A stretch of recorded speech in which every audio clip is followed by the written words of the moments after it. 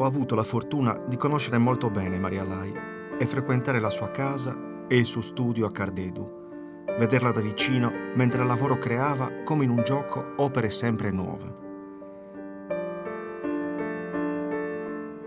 Arturo Martini diceva: vivere è aprire una porta dopo l'altra per vedere cosa ci riserva l'imprevedibile.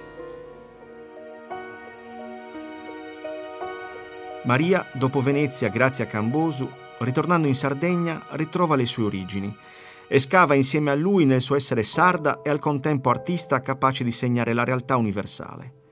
Queste opere, in punta di matita, mostrano già il maturare di uno stile che con asciutto tratto segna le mitiche figure di una Sardegna post-bellica, in piena trasformazione. Avevamo in comune il silenzio,